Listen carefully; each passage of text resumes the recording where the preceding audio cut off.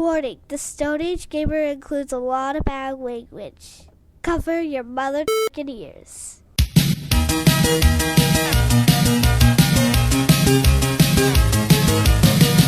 Good evening and welcome to the Stone Age Gamer Podcast. I'm Kris Randazzo and joining me tonight is the Red October you've been hunting for, Dan Ryan. I'm right here. Yeah, I gave you a map. Couldn't have made myself easier to find, Kris. Well, if I were Sean Connery. It's time for the first 10, 20, 30, 40 of 2023, featuring notable releases from January 2013, 2003, 1993, and 1983. Exactly how good does Journey's music sound coming out of an Atari 2600? Find your happy manager, because the Stone Age Gamer Podcast starts now. Happy Manager was a power-up in Journey Escape. It was. Did you ever see the interview Sean Connery did with Barbara Walters where he was like, sometimes you gotta slap a bitch? Like, it was fucking wild. No. That's why I said that when you said if you were Sean Connery. He was giving this interview with Barbara Walters in the 80s, and he was like, sometimes women are women, and you gotta fucking hit them. What? It's absurd. Well, hi everyone. This is episode 448. It is the week of February 3rd, 2023. And apparently Sean Connery beats women. I don't know. Yeah, I mean, or dead. He's very dead. He is. That's true. Well, we don't know what he's up to now. No, he could be beating women in whatever afterlife you believe in. Right? He could be. Maybe the corpse is just a clone. Maybe he's still alive. We don't know. Maybe he's a Skrull. He's going to be in Secret Wars. It's going to be fucking awesome. Oh, boy. How you doing, man? Oh, man, Kris. I'm fucking great. Let's go with that. I'm great. Been scrolling through right now. Yeah, no, right now I'm awesome. Right now, everything's fine. Speaking of Sean Connery, I was scrolling through TikTok earlier. Scrolling? And a bunch of, scrolling. That's right. Scrolling. You're going to be in Secret Wars, too. Son of a bitch. Shh, don't tell anybody. It's a secret. It's wars. The fucking Sean Connery SNL stuff. It's like a whole super cut of it. Awesome. Let it snow. Let it snow. It's so fucking funny. Oh my god. It was so good. Let tits now. And that was what? 20 years ago? 15, 20 years ago when they did that? I don't want to know.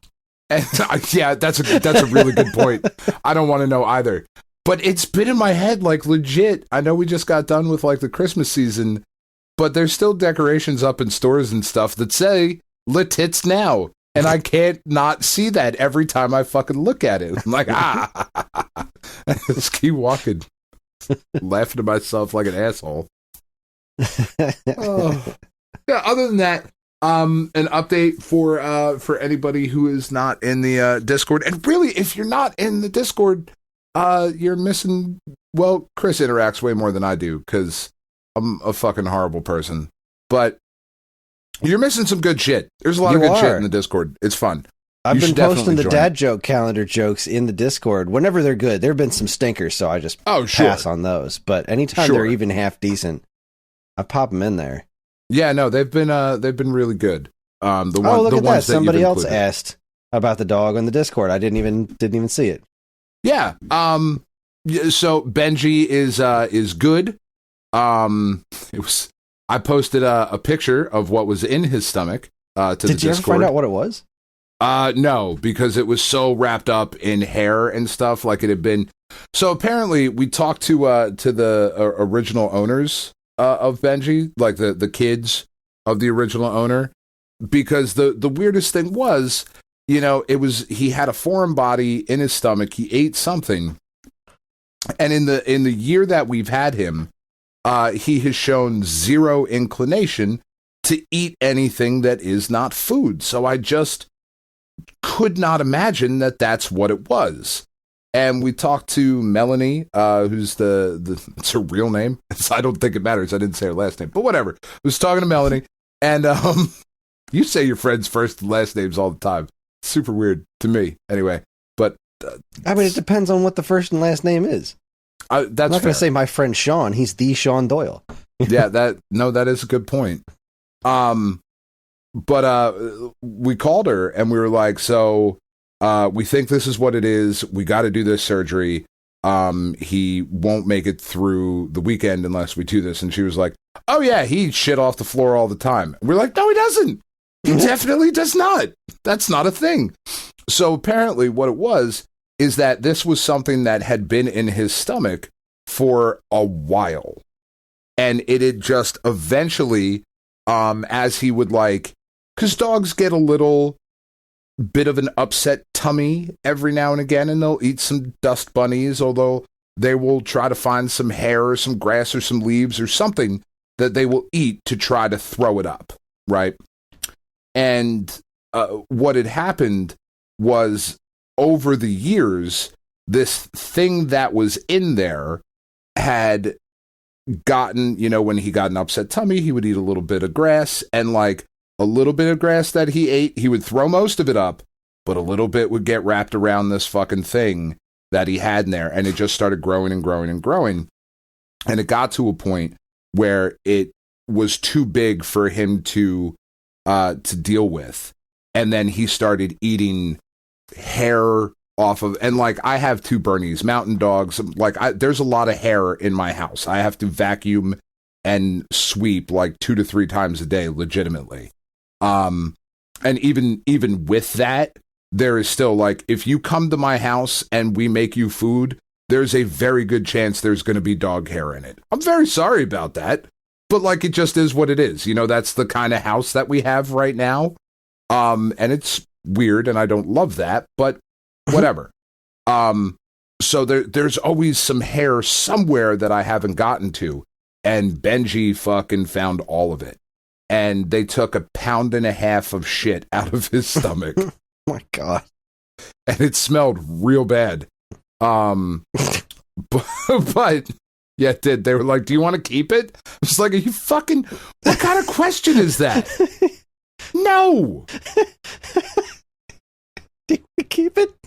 Were you gonna put it in a jar, see what happens? Yeah, like if I said yes, were you gonna be like, all right, well, here it is? Like, what the fuck? How did this fit? Put out your hands. How did you like see this going? It's weird. Like, were you gonna legitimately let me walk out with the contents, the former contents of my dog's stomach? I mean, I guess No. technically it belongs to you. Theoretically, I suppose I did pay for it, but no, I don't fucking what. It was weird. It was a weird question to ask somebody. Strange. But Watch, anyway, there was like a gold nugget buried underneath all oh my that. God, wouldn't that be the shit? Like, oh, there was $1 million bill in there. You could have had it, but He just had to dig through all this hair and digest it. You know what? Schmegma. Actually, keep it. Yeah. It's not worth it. It's really not. It really wouldn't have been. Like, it was $1 million smell. Like, that's it. Would have. It was something. Fucking tell you what, man.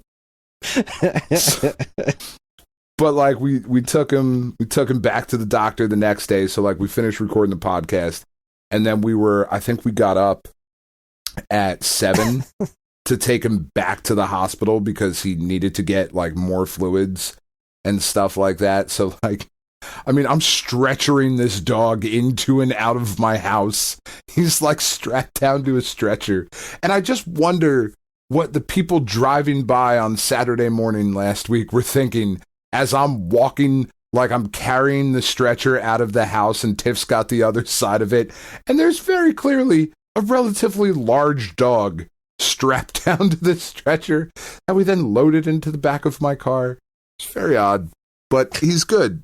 He made it through the doctor said like the first 72 hours is the real like critical part of it, because you know his stomach's got to knit itself back together. He's got to start eating and drinking and that sort of thing, which he has started to do, and he's right back to being a bitch about like taking his pills and shit, and I'm fucking dunking him in cheese and peanut butter and get it in your phone. I'm trying to keep you alive, you dick. What's wrong with you? Trying to save your life. Like, oh man, pain in my ass. But he's good. He's good. So thank you for asking. I appreciate it. And then somebody else, I think, asked in the Discord if the kids were feeling better, and Katie got better, and then Hero started feeling sick. So like, because that's just the way it goes. It is, and I'm pretty sure, like, come Monday or Tuesday, Tiff will be like, I don't know. Fuck, that's fun. It's great. Such is life. Oh man, I know. I've had to take like 4 or 5 days off of work, maybe even more than that already this year, and none of them have been for me. Like, everything else has been because Tiff was really sick and in the hospital, or the kids were really sick. Like, God forbid I get sick. Who's going to take care of me, Chris? You're going to have to come up and be my nursemaid. You come up and be my wet nurse, which is, I mean, a weird thing to want, but I think that would make me feel better. I don't know. We'd have to film it for the page. Oh, for sure. Don't you dare shave your legs. I want you in the Candy Striper outfit. I'm not shaving my legs. They had to shave. I was doing because I went to the doctor about that heart thing I was concerned about, and I did the running, that heart thing. I did the stress test. Yeah. And in order to make the thing stick to me, they had to shave like 2 spots on my chest. It's itchy as hell. Did you shave the rest of it, or did you just leave those 2 spots? I just left those 2 spots. I don't have weird leper colony. I don't have anyone to impress. I'm good. No, I mean, sure. I don't know. I wasn't going to shave the rest of it. No. I think I would. I think if I had to shave 2 spots, I'd be like, just do the whole thing. I'll look like some weird, chubby toddler. It'd be very strange for a little bit. But at least I would laugh when I get out of the shower and be like, ha. It would have been itchy everywhere. And so it was just itchy in those 2 spots with all the hair growing back. But God, if I'd done it everywhere, I would have had to stay shaved for the rest of my life. And I'm not doing that. It's one of those, like, you can't unfry an egg. It's just, it is what it is. It's all or nothing. I don't know. When I got the tattoo under my collarbones, they had to shave, like, because I'm a hairy fuck, so like they had to get all the way up in there, and like I suppose it wasn't too bad because it was coupled with like the healing of a tattoo, so like that's just kind of awful in general. So I didn't really notice any particular other, like, oh, this is an added layer of shit. It was just like, oh, this just sucks. Ugh. Yeah. So did you play any video games? Not really. No. What did I play this week? Did I play anything? I mean, other than the usual shit that I don't want to continue to bore people with. Snap is still really fucking good. I'm looking forward to the next. They update it every month with like a new season thing. And they've done a pretty good job of like tying it in with when Black Panther was in the movie theaters, that was the fucking season in the game. And with Ant-Man coming out next month, the card for the season pass, like the $10 season pass thing, is MODOK. And like I have to have that, I think. I don't know. It's just I want to have MODOK. It's a really good game, man. It's really, really fun. It's really fun. I don't know if I'm any good at it or not. Like, I'm really interested because I don't know if I'm playing like real people or bots. Like, it's mostly real people, I think, at the level that I'm playing at, and I'm doing pretty good. Like, and I'm winning matches. But then, like, earlier this week, I just went on a streak where like I lost like 20 levels. I just got my fucking ass handed to me for like 3 days, and like today, I've been slowly making my way back up in the rankings and whatnot. But they're supposed to be adding like a friend list and battles and stuff like that, which should be cool. I think I'll kind of see if I'm any good against people I know, but I don't know. It's weird. I dig it. It's got a good beat and you can dance to it. That's really all you want, right? Yeah. What more do you need? mean, really, most of the week work has been awful this week. It's just had me so super duper drained. So by the time I get home and I'm just like, all right, well, like, is the dog still alive? Okay. Now I got to carry him down the stairs so he can go outside and pee. Like, I've just been so beat up really today is the first day where everything seems kind of back to normal-ish. So, I don't know. We'll see. Well, yeah, I don't know. Oh, I did do one other thing. I do have to mention this just because it's weird. So, Katie has been thinking about how she can go about earning some money, and I'm gonna save this picture that I commissioned from her because she was like, I know what I'll do is I'll do commissions. I'll put like a thing online and say like, if anybody would like a picture for like $5, I'll draw whatever you want. Cause she wants to earn money for like different games on Roblox and whatever. And this one thing has like a season pass. So, you know, I'm trying to teach the 13-year-old that yes, gambling and spending money on these types of games is in fact a good idea. So I was like, I don't know, like I'll commission something from you. I think I can give you $5 a month. I'll commission a picture from my kid for $5 a month. But if any of the listeners would like my daughter to draw you a picture, and you would like to send $5 to her, she would greatly appreciate it. But she was like, I don't know. I don't want to end up drawing something super weird. Like, I don't want somebody online to ask me to draw like a pregnant Chuck E. Cheese or something like that. To which I then immediately took out my wallet and handed her $5 and said, pregnant Chuck E. Cheese, please. And she drew a digital pregnant Chuck E. Cheese with like Jasper down on one knee, like rubbing the belly. It's like, oh God, it's so weird. And this look that's on Chucky's face, I'm going to send it to you now, Chris, and I won't post it in the Discord until next week, or I'll post it like, I don't know, Monday or Tuesday after the this goes up for that. Just post it now with no context. No context whatsoever. And if somebody asks, you just say, you'll find out. You'll find out. I feel like it was a good use of $5 for me, and hopefully we'll get some commissions for my daughter. But it's all digital artwork. You're not getting a physical thing, but we will get the digitally colored file. It's just goddamn adorable. I love it. It's there in the chat for you, Chris.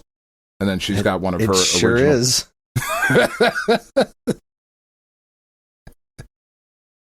Yeah. Fucking look at Chucky's face. It's so funny. I don't know if that brings anybody else as much joy as it brings me, but that was about the happiest I've been this week. It's a look that says, you put that there. You put that there, and we're going to raise it right.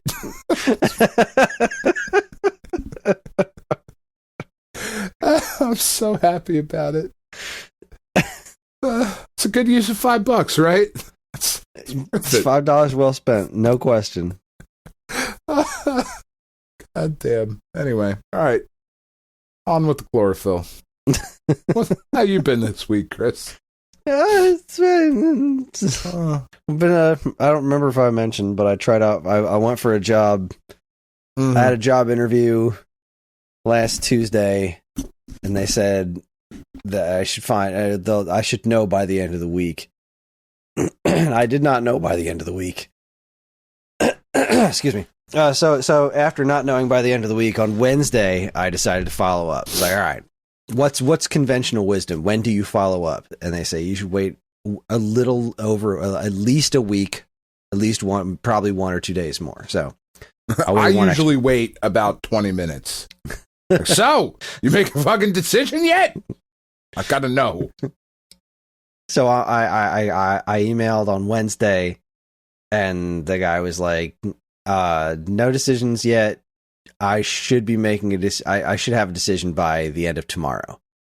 And the end of tomorrow was yesterday. So still haven't heard anything.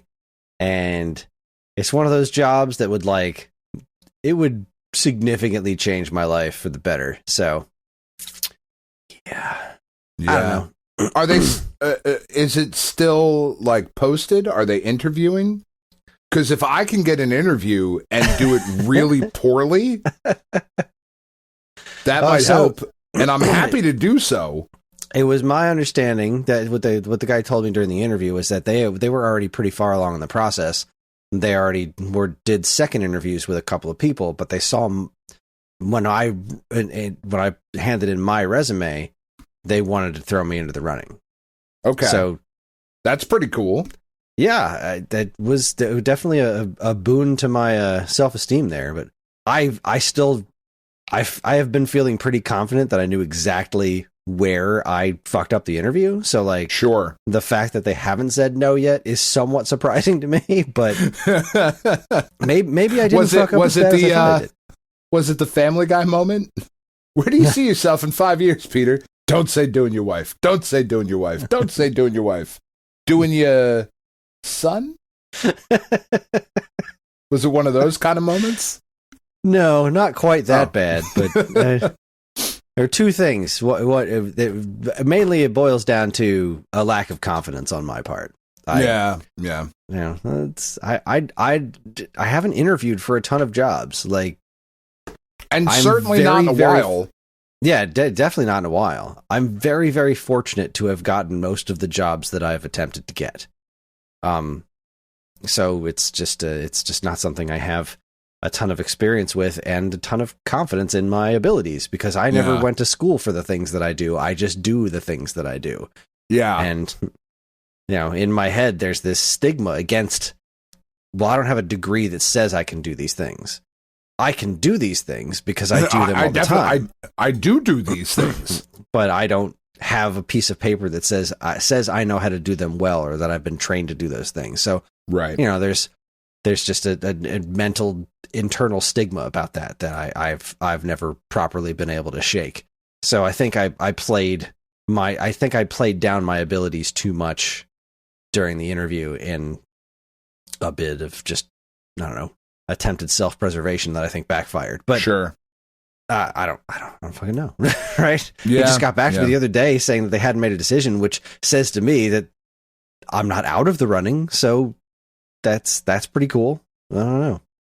So I guess we'll see. We'll see what happens. But so yeah, I've been like crazy stressed about that all week, and all last week too. So I haven't slept well in like 2 weeks. Yeah, which isn't great. No, it's not great. I finally just I made the plan and took melatonin last night. I don't like doing that. But I was like, I need sleep. I need a good night's sleep. I just absolutely have to have one. And I didn't find out about the job like he said I was going to. So it stands to reason I'll hear about it tomorrow. But just in case of life, I need to sleep tonight. So I took melatonin, and it worked great. I got to sleep on time, and I slept very well until like 4:00 in the morning. That's about when I got up today. Around 4:45. I set my alarm goes off at 6:05 every morning. And so like just one alarm? Oh, must be nice. Yeah, no, I always get up through once I'm up, I'm up. Like, I think I have like 12. That's Karen. She's got a bajillion alarms. I'm an asshole about it. I wear my alarm. I wear my watch to bed, so it's a silent alarm on my wrist. We talked about this. Yeah, no, that would never work. I would never be anywhere I was supposed to be. Yeah, that wakes me the fuck up, and that's just kind of the end of that. But this morning, I woke up at like 4:45, and I was like, all right, go back to sleep. And then I laid there for an hour attempting to be asleep, and it just didn't work. I was like, well, I'm up. I'm up. So I'm a little less tired than I have been, because I slept solidly. Like, when I went to sleep, I just got up too goddamn early. And then, of course, I finally get up to go downstairs, and John's already in the living room watching dipshits on YouTube. It's my favorite thing to do. All right, bro. Hero called me bro today. Oh, God. I almost punched her in the face. It was like, don't ever fucking do that again. This is a lesson you're going to learn the hard way, lady. Yeah, like, I really, really need you to understand to never, ever do that again. For fuck's sake. He has gotten into some dude who's like Hunter something, maybe. I don't know. He's like a young Steve Irwin type. And that's been fun. Oh, is it Irwin's kid? He's doing that now. It's not. I don't think it's Irwin's kid. But that was Bindi Irwin, or did he have more than one kid? Yeah, the daughter is Bindi, and then he has a son who's doing it as well. Well, it's someone like that who's just finding all these super fascinating animals, and he's been really into that. So that's been genuinely awesome. That's really cool. Let's see. The show that he's on is called Brave the Wild. And he has a YouTube channel, too, that does a bunch of stuff. Coyote Peterson is the guy's name. Oh, okay. Yeah, I know that dude. The kids were into him for a while. Yeah, these videos are pretty fun. So I'm pretty happy about that. But, then he'll switch over to some bullshit about, rejected Mario Maker ideas. What if Mario was super realistic? And then he fell down a hole. And we all talk like this all the time. Yeah, with my backwards baseball cap. I swear, these guys all have a fucking uniform, but... They do. So, yeah, that's been a good time. Really, I'm almost done Pong Quest. It's a super repetitive game. It's fun, because it's Pong with items. It's just It needs just a little bit more. It just needed a little bit more time in the oven, a little bit more on top of what's there, because it's just such a basic thing. They had this great idea, and they executed it, but they didn't go all the way with it, Mm-hmm. But I wound up playing it. I wasn't hosting TWEP this week, right? We recorded this week's episode, and whenever I'm not hosting, I don't sit in front of the computer. I turn on a game that I don't mind playing with the volume down, and I background play video games while podcasting, because it's nice to be able to do that. Yeah. And so I played 2 hours of Pong Quest. Just Pong over and over and over again. And it was I was fine with it as a background thing, of just really mindless. But I think I only have 1 or 2 more dungeons left, and then I'm done. I'm still really glad I bought it. It's a silly ass game, and with the little dialogue that's there that doesn't repeat over and over again is genuinely funny. So that's pretty cool. I spent a bunch of time with Yaris Recharged last Saturday. Game still freaking rules, and I'm just slowly chipping away at it. Yeah. The big thing I've been doing this week is more Vampire Survivors. Nice.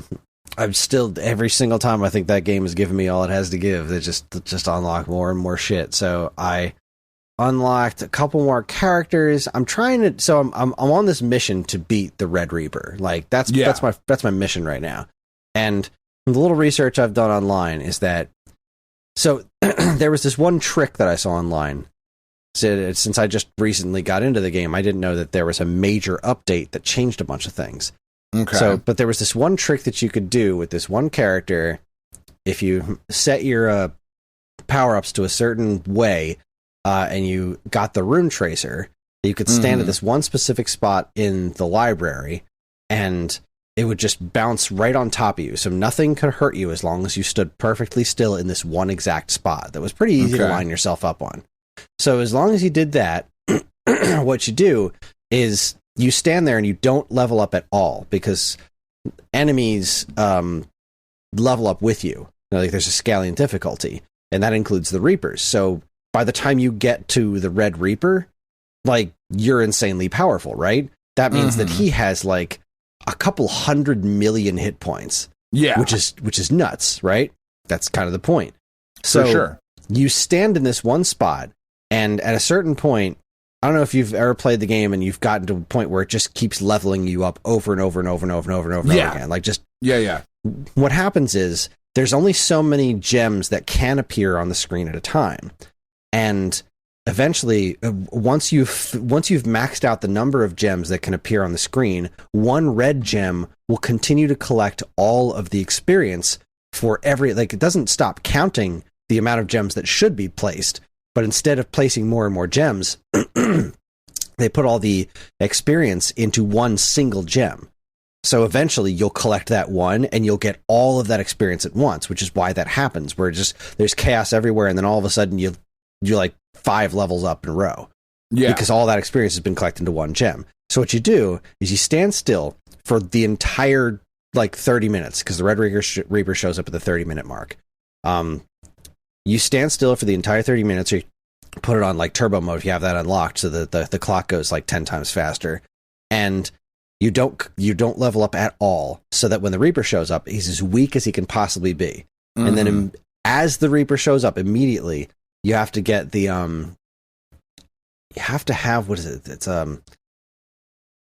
you run straight over to that red one as soon as the Reaper shows up, so you can. There's gonna be treasure chests in your way, right? So no matter what, you're getting things, and you can hope to get like the clock lancet that'll freeze him or whatever. But you want to get a specific set of items that are gonna bounce around. You grab that thing, level up all of your shit as powerful as you can with this specific set of weapons, and then you run over to this other spot where the Reaper will get trapped, and your rune tracer and all your other items will just bounce back and forth, and it'll kill the Red Reaper in, like, I don't know, a couple of seconds, which is wild. Huh. I tried doing this, and I got all the way to the 28-minute mark, and then my rune tracer started flying all over the place. Enough monsters showed up that my character got moved.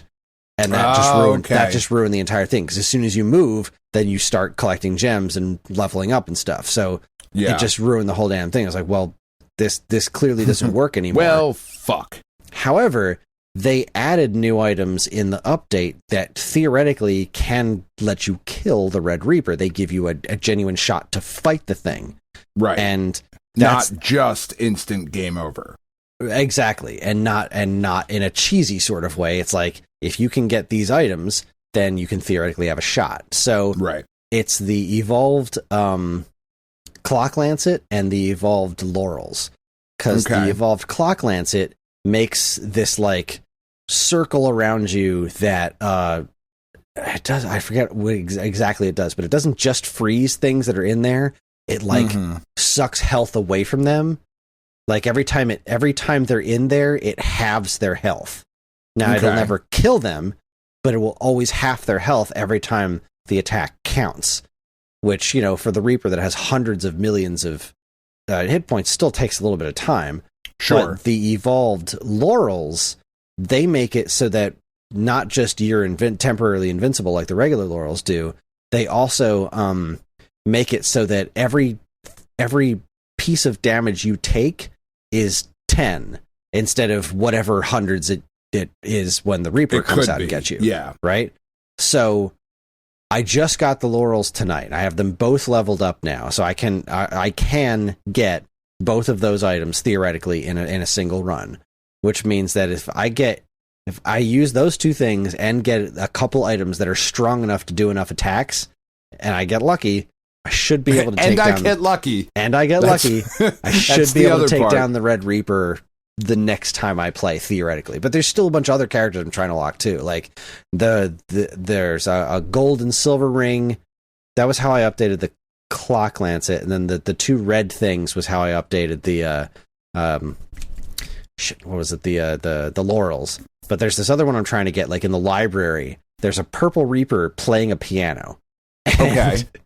If you get there with the two birds, you can't level up the birds all the way because you can't merge them. It has to be both the birds, like Peachone, and I don't remember what the other bird is. You have both of those birds, and then you make it all the way out to the Reaper playing the piano. You kill that purple Reaper, and then, like, the game will apparently, I haven't seen this, but apparently what'll happen is you go over to the piano, and the birds, you have to use the birds to play notes on the piano, and that's how you unlock a character.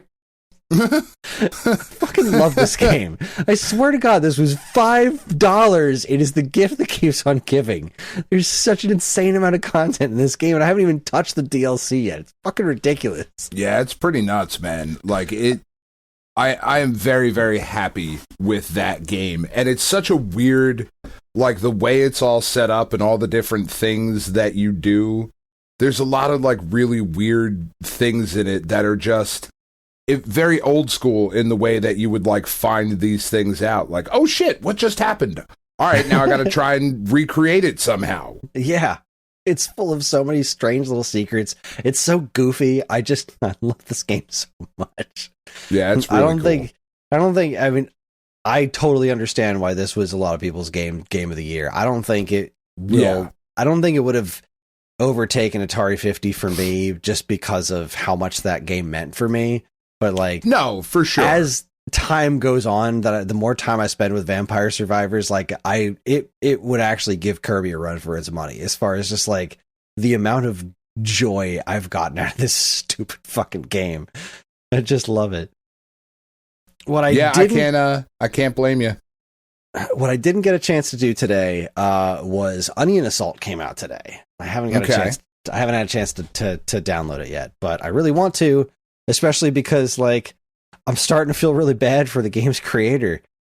So he's been on Twitter, like he clearly has some confidence issues, and he said that Mech Extermination Force and Super Punch Patrol, neither of them made any money. Like, he didn't even recoup his costs of making those games. Damn. Which is fucking insane, because Mech Extermination Force is genuinely fantastic. Yeah. I can't believe that game didn't do better. Super Punch Patrol, at least I understand. Like, came out around the same time as Streets of Rage 4. It came out when police brutality was a thing in the news a lot. Like, it was really poorly timed. Not a thing we wanted to talk about. Exactly. Or play video games about. Yeah. But like Mech Extermination Force, come on, man, that game freaking rules. That was so good. So he was really nervous that Onion Assault wasn't going to do well, and apparently on day one it didn't exactly set the world on fire, which was today. So like a few hours after it came out, he was like, "Yeah, I don't have a good feeling about this, guys. I don't think it's going to make any money. It's not going well. More people should buy this guy's games because they're great. This is the dude who did Gunman Clive, and he's like, don't worry about me. I still got plenty of Gunman Clive 3DS money. Like, that was a humongous hit for him. So he's not like, he's not trying to make people feel bad. He's just like, he wishes he could duplicate that level of success as far as people playing his games. And I get it. Yeah. Like, he had this one big success, and then everything he's done since has sold a minute fraction, and it's crazy to me. Like, yeah, all those people that played Gunman Clive, why wouldn't you play more of this dude's games? And Onion Assault looks like especially fun, because Gunman Clive was such a weird little indie game. Like, I feel like if you played it, you kind of sought it out because you heard about it and knew who the dude was, and like, I don't know. I like Gunman Clive sold so much because it was one of the first 3DS games that was like on the eShop that was super cheap, right? It was like $2 or something. Something like that. Like, holy crap, cheap. This game looks amazing. Like, it had that great visual style. It was really fun, and it was super cheap. And then, like, he did it again, and he kept making, like, he hasn't made any bad games. Like, no. It's just all been great. I don't know. I'm going to buy Onion Assault just as soon as I have the time, and I'm going to play it, and I think it looks great. Yeah. Only other thing I wanted to mention was Caverns of Mars Recharged. That, I don't know, we talked about on the show where they, like, accidentally leaked it. Yeah. They, like, showed up on their website for 5 minutes and then disappeared. Well, I mean, it was definitely real because the trailer came out, and it looks fucking great. I'm so excited for this game. I had never played Caverns of Mars before Atari 50. And I played that one I remember going through the timeline and getting to Caverns of Mars and being like, this is a pretty cool little game. I'm going to go back and play this one some more. I want to put a little bit more time into this. Yeah. But I don't know if you've seen the trailer for this game. It looks really freaking good. And with all the time I've been spending with Yars Recharged, it's like, I'm feeling pretty good about this. This looks like something I'm going to sink some time into. Like, it looks really fun. Yeah. So, yeah, that was it. All right. Bringing warm fuzzies to my cold pricklies, you know? Oh, man. Because you know what? Here's the thing about this year. I'm trying not to think of Zelda, right? For the way we already talked about this. Which is hard. Like, they Sabotage released another, like, short video of Sea of Stars, and I'm just like, could you guys please just stop? Like, stop. It's not fair. I keep looking at this game, and it's just not fair. It looks so stupid good. It makes me mad watching videos. Yeah. Like, I need this now. Like, everything you show, everything about this is like, you need this. And I agree with it. I do need it. But I cannot have it. This is for you, Chris. We have made this specific. It's a Chris-ass game. It is. And they're saying summer. Like, here's the thing about summer. My kids are home from school. And I hate that. I'm going to have less time to play in the summer. You need to give this to me now, while the kids are in school, so that I can spend my time playing it. Because I don't want them to ruin it. They're just not going to let me play it. Dicks. They're going to do other things, but that's okay. I'll take my Switch into another room. Okay, it's fine. It's fine. Everything's fine. All right, we should take a break because we got a big old 10, 20, 30, 40 to get through, and I feel like I did pretty well with this. I did all the organizing for the whole year over the last day or two. Okay, I'm tackling this in a different fashion. I think it's going to work. I feel good. I feel confident, dry, and secure. Oh man, those are my favorite ways to be. So we're going to take ourselves a quick break. We're going to do some commercials, and when we come back, we're going to do the 10, 20, 30, 40 for January 2023. You're listening to the Stone Age Gamer podcast from Geekade.com. Stick around. I just tried to come up with something clever. It didn't work.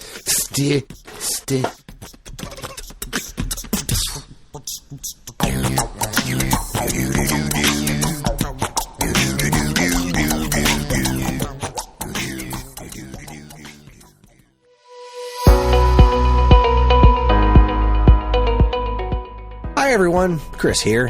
Podcast listening is free, but podcast creation is not. That's why the Geekade Patreon exists. In an effort to help us pay the bills, we've got a Patreon page set up where you can gain access to our monthly podcast topic schedule, get early access to many of our shows, and more. If you'd like to help support Geekade and keep these shows running week after week, head over to the Geekade Patreon page, linked in the show notes of this very podcast. And now, here's a quick look at some of the other original content available now from our partners and Geekade.com. Got some serious ass problems. First up, you know the problems I've been having with asses. What was I saying? On an all you were saying first up. On an all new weekend rental, where is Pat Sajak? Who is Pat Sajak? I'll do you one better. Why is Pat Sajak? These are the questions that define our time, Kris. And it's these very questions that Ryan and Andy strive to answer for us all. For the good of our nation, for the good, nay, of humanity. Speaking of Police Academy 4, Ryan makes like a citizen and goes on patrol. What does that mean? Citizens on patrol. Citizens. I fucking love that movie. Call it Cops, sir. Movie's so good. Fucking David Slade, fucking not David. What the fuck? David Spade is in that. Bobcat Goldthwait. Oh, just fucking doing that thing the whole time. It's so good. And then the girl pops out of the water. Now who's gonna save me? So everybody jumps in. It's fucking great. And what awful N64 story do they have to tell? Find out in Weekend Rental episode 143. The gamers adore the 64. Next, Stone Age Gamer is giving away a set of 4 Brawler 64 Nintendo Switch Online Edition controllers. Just in time for the release of GoldenEye 007 on Switch, SAG is giving away these new controllers that actually mimic the full functionality of the official Nintendo-branded N64 controller for Switch that nobody can get online because they don't have enough stock of them for some reasons. I don't know why anybody wants that thing. Yeah. How can you get your grubby paws on one of these delights? And just follow the link in this week's show notes. I messed around with the controllers myself, and I think they're super cool. They are super I wish I neat. still had one. But so we're doing this thing, right? So I've been making all these videos for Stone Age Gamer. And then, like, I send back the stuff that they send me. Well, it's my job. So I said after I'm done with the stuff, unless I think I can use it for a future video, I send it back to them. But then, like, they just have all this open box stuff, and they occasionally try and sell it at the store, but it just sits there. So we're going to start giving it away. Because why the hell not? It's been used exactly once for me to make a video out of, and then that's it. Right. So let's give them away for free. So since they sent me, like, 3 of those controllers, they sent me all 3 different colors of the Brawler 64, so I was like, you know what? GoldenEye is going to release, like, soon. It's coming. I know it. So we should have that be our first giveaway. Do a set of 4 of those controllers to give away for people to play GoldenEye on Switch. And then, wouldn't you know, like a day later, they announced that GoldenEye was coming to Switch and the date. I was like, yes, I nailed it. So, that's pretty awesome. I felt I'm just saying, I need another Switch controller. So whenever you want to send me some open box bullshit, I will happily take it. Just putting that out there, just in case. We don't get a lot of Switch controllers, right? Like it's just not something that because I think what was it, the Vivid controller from Brook? It's the one that I did a review on a while back. It's a pretty great controller, but we've sold like none of them. They just Switch stuff doesn't really sell, but this is kind of a different animal because it's a Retro Fighters. It's N64 themed, etc., etc. I mean, I don't know how well it's going to sell. I'm not privy to most of that stuff. I just know that the Brook stuff, the Brook Switch controller, and I have to assume it's just because the colors, like, it's a good controller. It's a solid controller, but they're just two really unattractive colors. I don't know what that's about, but I will take unattractive colors. Send them over. Look at me. I'm sitting right here waiting for him. I'm just trying to play Mario Kart with the family, and everybody's really annoyed when they have to use the little Joy-Cons, because I won't. I just can't. My hands are too big. Like, they just are. Yeah, like, I can do it if we're like, if we're somewhere and it's in a pinch, like, hey, I got the Switch, let's play some quick Mario Kart. Like, I'll do a race or two with a Joy-Con. It's not great, but like, it's doable, actually but like playing. You're actually gonna like seriously try to play that game with a single Joy-Con? No, that's not no. But the children are stupid, and they can play. Oh man, let's see. We'll do this. We'll do this last commercial like a YouTuber. No, I don't even know what that means. I'll just say bro a lot. Finally, bro, on this month's episode of this week's episode, it was Karen's pick, and she chose the CW-powered supernatural prequel series, The Winchesters. It wasn't good, but was it fun, bro? Well, it certainly was something, bro. Because, God, that sounds exactly like it. Kris talked about the current season of Law & Order, which he's really enjoying because it clearly doesn't take place on Earth. I feel like that's where the new Night Court is taking place as well. Evan brought up... Oh, fuck, I didn't even read that part. Evan brought up the new Night Court series that's probably just as realistic as Law & Order. Fuck, it's all coming together, Kris. Why this show is so good. Did you snort? How old are you? Stop it. Karen talks about Jack Ryan and all its exploding glory, and Angie focused on Firefly Lane. Catch all this and more on this week's episode 261, Dumpster Fires Get a Bad Rap. Seriously, they blew up a nuke, like, in a tunnel in Jack Ryan. Yeah, that's where you're supposed to blow them up. And everybody they fucking ran away from it. They ran away from it. They're like, oh shit, it's coming. Karen and I were convinced that the culmination of this show was going to be Jack Ryan getting into a fist fight with a boat. And we were both very disappointed when that didn't happen. Because he was going to go stop this boat. He had nothing. There's no backup, no guns, no nothing. He's like, I'll go stop this boat. He's just, I guess he's going to go beat up this boat. All right. Let's do it. I'm fucking into this show, man. Bring it on. This show's great. Love it. For all this and more from us and our partners, be sure to keep your eyes on geekade.com.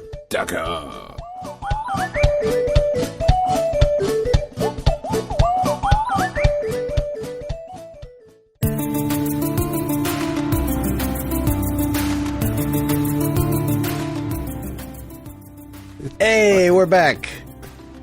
Oh, I thought we were back for all of that. No. I mean, I don't know. Maybe we were. I didn't say anything. Now we're back. Now we're officially back. And front. We're going to be hanging out in front of the Quicker Stop. Officially. Yeah, that's right, baby.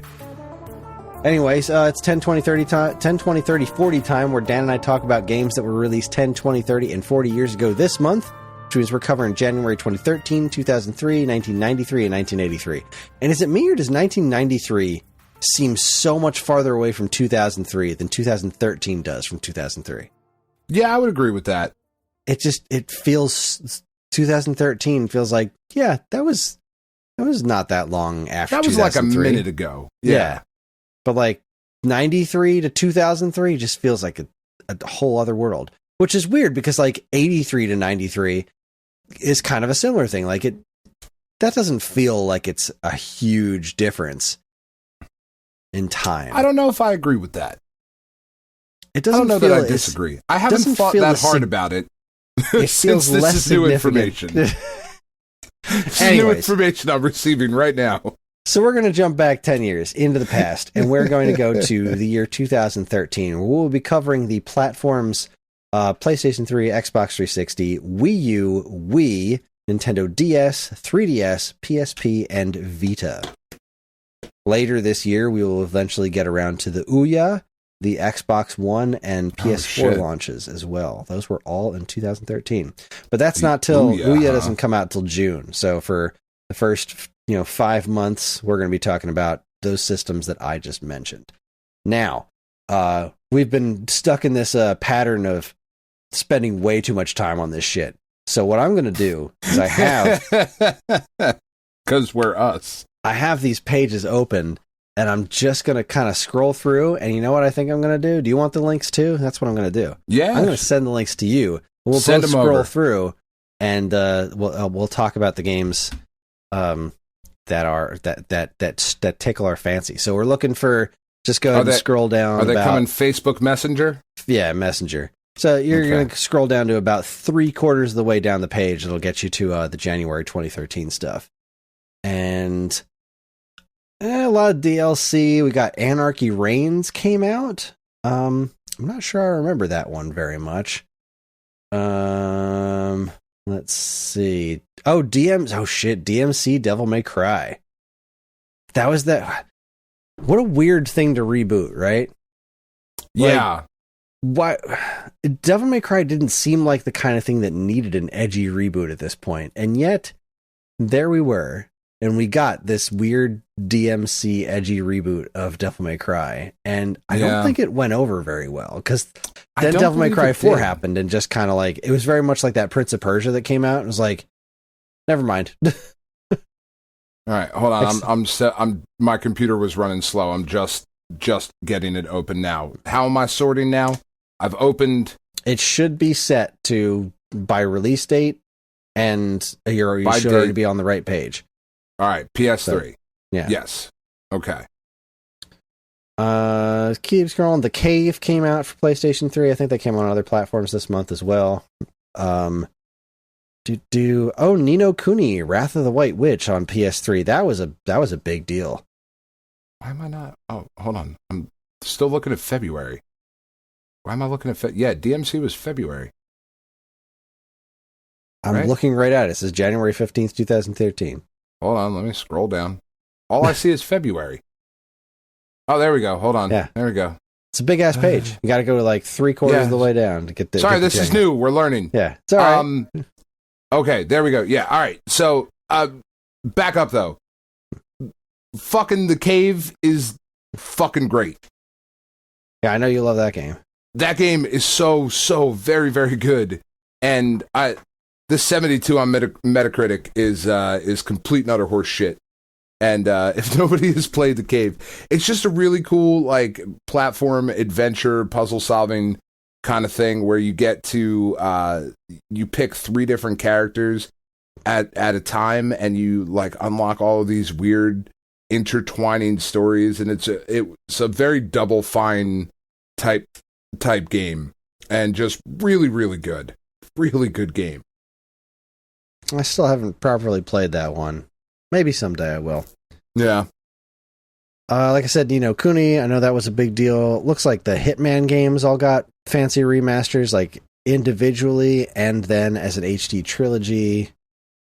And that's kind of it for January on PlayStation 3. Yeah, I mean, not a terrible month. No, but I mean, again, it's January. You know, January is typically not the best month, you know? So yeah. So let's move on to the Xbox 360. Didn't people like really care about Sleeping Dogs? Oh God, did they? I don't know. I feel like they did. Let's see. January 2013 on Xbox 360. I mean, I feel like XCOM, like we're kind of just glossing over that, but well, that's DLC. But still, like, it's a thing people like. Yeah. XCOM's. I wasn't bringing it up because it's not like the actual game releasing. This is just like fair. I'm kind of skipping over DLC packs to kind of cut down on the time. We got Anarchy Reigns also hit here. The BioShock DMC. collection, DMC also hit. The Far Cry Deluxe bundle. There's the Cave again on Xbox 360.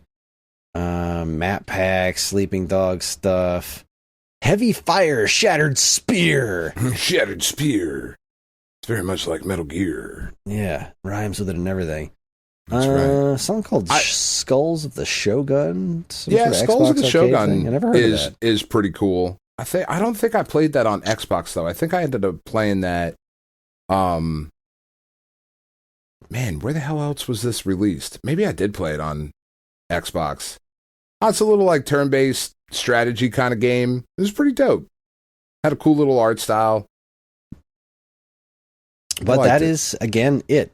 That's yeah, it's not much. Yeah, like there's some DLC for Forza Horizon, but yeah, just a handful of DLCs and not much. Like DMC was kind of like the big thing for both Xbox 360 and PS3 this month, I think. Yeah. All right, well, let's see what the old Wii U has to offer. The Wii U is still a pretty recent console here. Just came out November of last year. Yeah. So we got some Assassin's Creed DLC. We got The Cave. Where's my link? Did you send me a link? Is it there? I don't need to because that's it. Oh. Assassin's Creed 3 DLC, The Cave, and something called Puddle. All eShops. Puddle. How could you skip right over Puddle? That was it. Those 3 digital things were all the Wii U got in January. My God. Just a few mere months after it launched. Scant, like, not even months. It like because it launched November, in the middle of November. Yeah, middle of November, then all of December, and then that's it. January is just that's it. 3 digital things. One of them's DLC. Nothing. We got nothing left. We're out of shit. Yep, and you're not wrong because the Wii also had no releases this month. Wow. I mean, granted, this is the original Wii, but still, the Wii U's only been out for a couple of months. Shovelware? There was nothing on the Wii. Somebody could have put out on the Wii? I saw nothing of value on the Wii in January. I didn't see anything at all. Now, of course, there's plenty of stuff in the Wii for the rest of this year, but January, nothing. Not a goddamn thing. That's wild. Right? So, yeah, January's not looking good. January 10 years ago was desolate. Yeah. So, let's move on to the DS. Boo hiss. Original DS, where 3DS is out, but the original DS, let's see what it's got cooking here.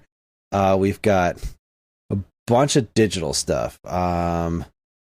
Galaxy Saver, Snowboard Extreme, Biorhythm, 99 Moves, Heaven, Moke, Easter Extravaganza, Jesus Christ. Oh boy.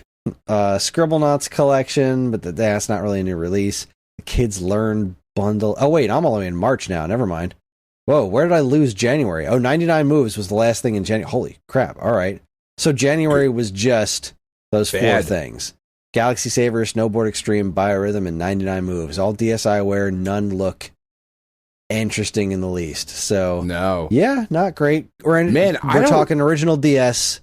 I don't expect much out of it at this point. But yeah, goodness, January was bleak. Let's see if 3DS did any better, and it absolutely did right off the bat. First thing, January 3rd, the original Gunman Clive came out. Huge. That's for us, anyway. Yeah, and, well, in general, that game did really well. That game was a massive hit. So that's awesome. It's still, I don't know that I've really played anything that took advantage of the hardware in such an interesting and creative way as that game did. Yeah, that visual style was like really it just cool. Really worked. It did. That kind of sketchy, it was such a cool looking game, and it's still really fun to play, and I'm glad they released an HD version of it later, because like I like being able to play that one on modern platforms on my TV because it still looks really good. But man, that game on 3DS was really cool looking. That was one of those games that 3D effect looked killer. Is that is the HD collection for it? Is that on Switch? Yeah, pretty sure. I might have to grab that at some point. That's really cool. PlayStation 4 as well. No, it could be. No, maybe I'm crazy. Yeah. I don't know. Either way. It's no Air Battle Hockey 3D, Chris, is what it's not. I'll tell you that much for free. What could possibly be? This Unchained Blades game I've heard of. I feel like that's a thing, but I don't know what it is. Ooh, 101 Dino Pets 3D. Real Fishing Paradise 3D Mini. Yeah. What? Ultimate Deer Hunt 3D. Sign me the fuck up. Let's see. Kokoto Alien Brick Breaker. Yeah, this is goodness gracious me. Let's see if there's more on the next page. Are we out of January yet at the bottom of this page? No, we still got some 35 junior games. Ooh. Fire Emblem Awakening got some DLC. Something called Bloody Vampire, Witch's Cat. Oh, Ika-chan! I was just playing this the other day! What is Ika-chan? Alright, so hold on a sec. This Fire Emblem Awakening Champions of Yore DLC, I don't think that actually exists because the game hadn't come out yet. Fire Emblem Awakening came out on February 4th, so I'm just... Forget I said that. So this is all coming off of Metacritic's site, and some of the dates are not so correct. But, alright, so Ika-chan, I freaking love this game. This is from the dude who made Cave Story. This is the game he made before he made Cave Story. It's very short. You're this cute little octopus. Yeah. And you just swim around. You eventually get a little hat on your head you can kind of sort of attack enemies with. It's super cute. It's super endearing. It's a really fun game. I've beaten it like a half dozen times over the years just because you can beat it in like an hour. It's a super short game, but it's really fun and really cute. It's got such a great personality. I freaking love this game, and I wish they'd put it on something else because like I really want to play this on my TV, just like I like playing Cave Story periodically. Like Cave Story was a great game. So yeah, I don't think I've ever played through it, but I did as soon as you said the game from the guy who did Cave. Oh, okay, yeah. I remember seeing that one. It's a winner. Yeah. So yeah, that was nothing, no like massive physical releases, but between Gunman Clive and Ika-chan, like that's pretty good for January, especially considering what we've seen elsewhere so far. Yeah, not too shabby. Yeah, bunch of crap, but two really, really, really good games that were both really cheap too. So that was cool. All right, let's see. Is PSP even worth sending you a link for? The original PSP? No. I can't imagine it is. There was one game on January 15th, Corpse Party, Book of Shadows. It's a digital game for PSP. Way to still kick, though, PSP, right? PSP still releasing games? Yeah. Way to go. Let's see how to beat it. I've never even heard of that. Me neither. It looks like some kind of like visual novel RPG kind of thing. Which, the PSP was rife with that kind of stuff, I think. The digital store, anyway. Sure. Let's see how the Vita I'm did. not judging. It's just I do not know those at all. Yeah, me neither. PlayStation Vita. Earth Defense Force 2017 portable? That's dope. Earth Defense Force is really fun. Those are really House, good. Terror Town? Okay. Digital don't stuff. Know that. Life of Pixel, Eye Fishing, Radiant Flux, Meltdown Moon, Escape Vector. I've heard of that. That's Escape Vector's cool. Gun Commando, Let's Fish, Super Skull Smash, Still Life, and that's it. That's it. Yeesh. Yeah, and like Vita's, like the Wii U, was pretty new at this point. So yeah, it was new enough to where this should not have been what the lineup was. Yeah, I'm going to look back at my last year's 10, 20, 30, 40 and see where those launched. The Vita launch was that in Awful Kings? Where was the Vita launch? I'm not even seeing that. Back in May or June, I think. It was definitely last year. Yeah. Hadn't been around that long. So not long enough to be at this point already. Yeah, that fell off quick. Poor Vita. It really did. It's such a shame, too. It's a really good system. Yeah, like, the actual physical machine is very nice. It's really well made. It's comfortable. It had a great screen on it. Like, it's a really, really nice system. It just, man, I don't know how they fucked it up so bad or why nobody cared. The DS just took off so big, and Sony just didn't seem all that interested in the platform after a bit. I don't know. It was weird. It was a weird situation, but it really was. Well, January 2013 was kind of a shit show. Yeah, not a good year. 3DS was the big winner. Ikachan and Gunman Clive were far and away my winners for that month. I didn't really play DMC, so. Yeah. DMC is good. It's a weird reimagining. I don't know that it needed to happen, but, you know. Well, it's all right. Let us head back 20 years to 2003. January 2003, where we will be discussing this year. We'll be talking about the PlayStation, still kicking, PlayStation 2, Xbox, GameCube, Game Boy Advance, and eventually the monumental launch of the Nokia N-Gage. I love the N-Gage. I love that it exists. Side talking. Man. We'll get there. We'll get there. October. We gotta wait till October, Dan. You save your thoughts and your love for the N-Gage for October. All right. So PlayStation 1 had no releases this month. It's still on the list because it does have releases this year. Okay. So let's move on to PlayStation 2. So we don't have to sift through a bunch of digital releases anymore. That's now that we're not sifting through a ton of shovelware digital stuff, we'll have some better looks here. Let's see. January starts almost all the way at the bottom of the page. Okay. We're looking at Worms Blast, Dynasty Warriors 3, Extreme Legends. Extreme. And our first big one is the fucking Sims. The first Sims on PlayStation 2. Now, I have never enjoyed playing The Sims. Mm-hmm. It is not for me. Same. That being said, what a massive, massive game this is. Yeah, like it was huge on PC already at this point. I don't remember when it actually came out on PC, but like this was the first home console port, and like, damn, did this sell big. This was huge. Yeah.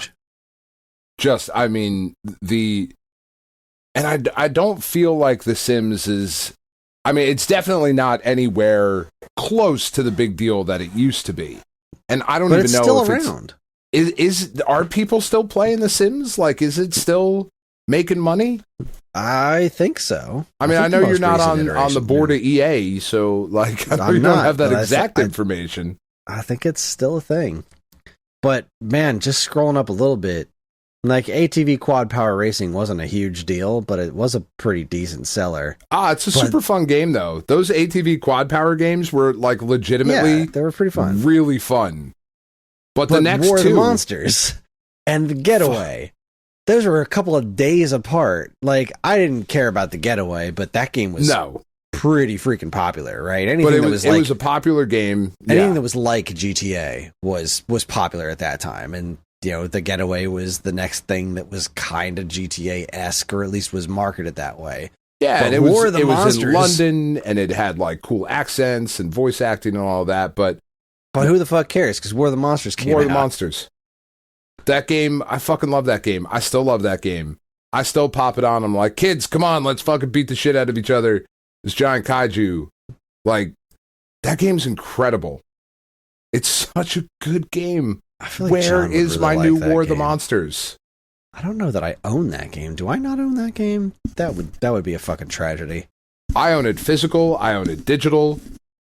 I adore that game. My PlayStation 2 I don't have the case or anything for it because I'm an asshole and I threw all that shit away. Shit, I don't own War of the Monsters. I should do something about that stat. But yeah, War of the Monsters is a fucking winner. I think John would like that. But, for sure. Keeping along, you know, Fisherman's Challenge, whatever, Battle Engine, Aquila also gets kind of a whatever, but then Devil May Cry 2, which was like everyone's least favorite Devil May Cry, but still, you know. But still, it's Devil May Cry 2. That is a hell of a January. Yeah, we're not even done yet. We kind of are. The Hypersonic Extreme and Black and Bruised. Black and Bruised was all right though. It was okay. You know what pissed me off about Black and Bruised? I was like, oh, it's like they made a new Punch-Out. No, this is nothing like Punch-Out. It's not. Nothing like... It's a boxing game with cartoon characters in it, but that's not Punch-Out. Punch-Out's not even really a boxing game. This plays nothing like Punch-Out. Stop it.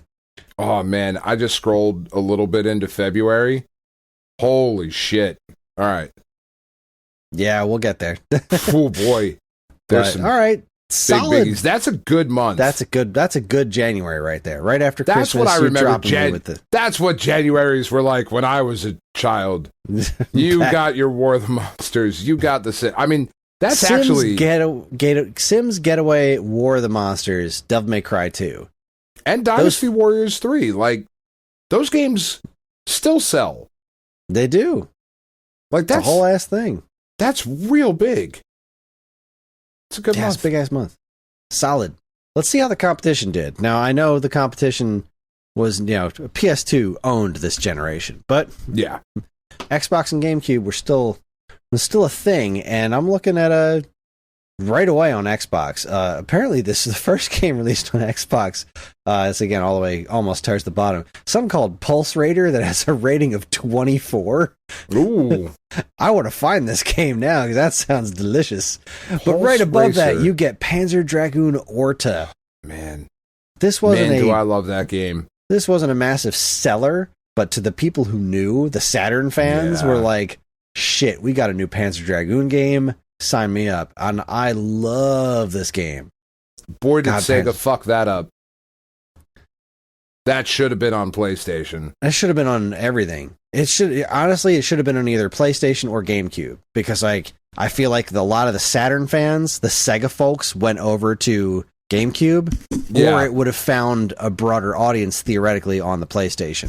Xbox just seemed like a strange place for the Shenmue, the Panzer Dragoon, the Toe Jam and Earl, the Crazy Taxi, like... Yeah, that was a weird time, and I feel like I don't think it's too bold of a statement to say that if Panzer Dragoon Orta would have come out on the PlayStation 2, it would have become a much bigger franchise than it ever had been. Like, I really think that is the type of game that PlayStation gamers at the time would have really glommed onto and made it a big deal.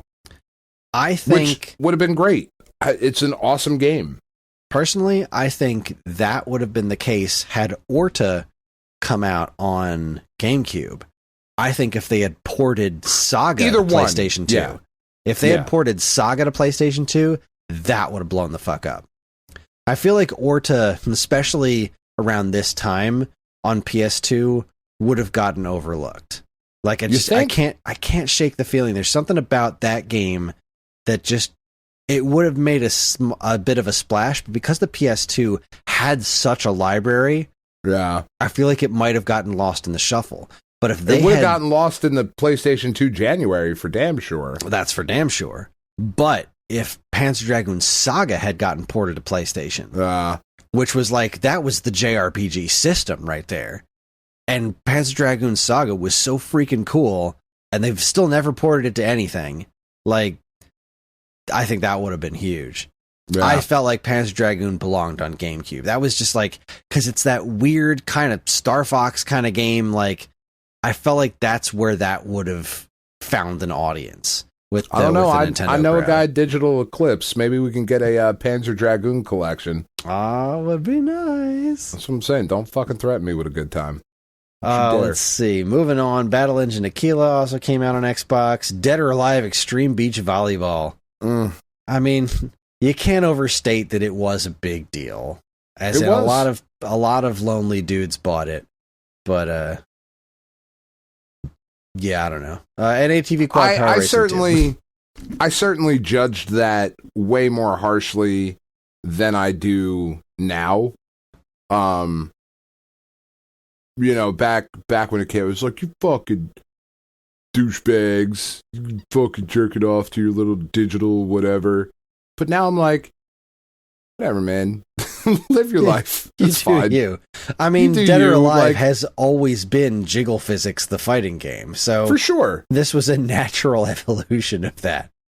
Not for me, but yeah, you do you. And then that's really good. Pretty ATV good. quad power. If you're, I mean, right? ATV's still solid on Xbox. DOA beach volleyball was popular, and Panzer Dragoon Orta. It's not PS2's January, but it's not PS3's either. Bad. You know, it's not bad. Yeah, that's pretty solid. Let's see what Nintendo had going on the GameCube in January. And I'll go ahead and get you the next link as well, just to be safe, so you can be prepared. So the GameCube, looking at January, first thing, January 1st, 2003, Top Angler. Yes. Love a good fishing game. I actually do love a good fishing game, but, you know. Oh, this is fucking bleak. So Super Bubble Pop, which I remember being a mediocre puzzle game. Tom and Jerry War of the Whiskers. Tom Clancy's The Sum of All Fears, which was like, all right, the GameCube's getting an exclusive Tom Clancy's game, right? Because those games sell on all platforms. Not this one. They do. Not this one. Disney Sports Basketball, or ports of Resident Evil 2 and 3, which were not remakes, they were just ports of the Dreamcast versions of Resident Evil 2 and 3. ATV Quad Power Racing 2. Oh, there it is. Yep. All right, Black and Bruised, whatever, but Skies of Arcadia Legends. Such a good fucking game. I still really need to play that one, and I own it. It's such a good game. I tried playing a little bit of it on Dreamcast, and was like, shit, I got to get around to this, and then I never did, because I never bought the game, and then it became hard to find, but I scooped up this GameCube version straight away. Yeah. I don't know why that didn't become a huge, like, tentpole franchise with Nintendo and Sega, like, partnering up on that. You know, on one hand, I agree with you, but on the other hand, this one I think should have went to PS2. I think they should have swapped Panzer Dragoon and Skies of Arcadia Legends. I think Skies of Arcadia would have done better on PlayStation 2. Yeah. Because that's where that RPG audience really was. Yeah. And like releasing right against it with Summoner, A Goddess Reborn, like a week later or something, a few days later, seems like a silly thing to do. Yeah, if you're an RPG fan and you have not played through Skies of Arcadia or Skies of Arcadia Legends, like if you have Dreamcast or the GameCube version, either way, I certainly prefer the GameCube version. I think do yourself a favor, man. Fucking play through this game. Somebody should make it available so that we could do that. Fucking figure it out. We put a man on the moon. Just do a Google search. Like, you'll be able to play it, I promise. I mean, I can play it. I can go throw it into my GameCube, but like, yeah, it's such a great game. Sega really is well aware that this game has a following. The fact that it's not on any other platforms is fucking ridiculous. The air battles like are so cool, and your airships, it's fucking awesome. You're pirates in the sky. Not a great January, but, you know, ATV was fun. Skies of Arcadia is a masterpiece. You got Resident Evil 2 and 3. You know, they were nothing special, but they were still... But they're not bad. Yeah, they weren't on PlayStation 2 or Xbox. That's right. This was because they were on PlayStation. They were on PlayStation 1. And then they didn't need to be. These got ported to Dreamcast, and then the up-resed version showed up on GameCube, because this one, Resident Evil was like all over GameCube, right? Resident Evil 4 was coming out. They did the Resident Evil and remake, the Resident Evil 0. And I think that was the disappointment with these two, is like they did Resident Evil remake, they did Resident Evil 0, and then these two were just the older games. Yeah. Up-resed. And it's like, But that was also kind of like when people really started getting shitty about it. Like, I remember working in video game stores at the time, and like I just made a joke about it, but it was like, I mean, you could re-buy this on the GameCube, or if you have a PlayStation 2, you can just put in the disc that you already had, because you played this game 5 years ago. Yeah, but again, it's the PS1 version. It's not the fancy upgraded version. That's when people, I really think, started to get like really tribalistic and shitty about these things.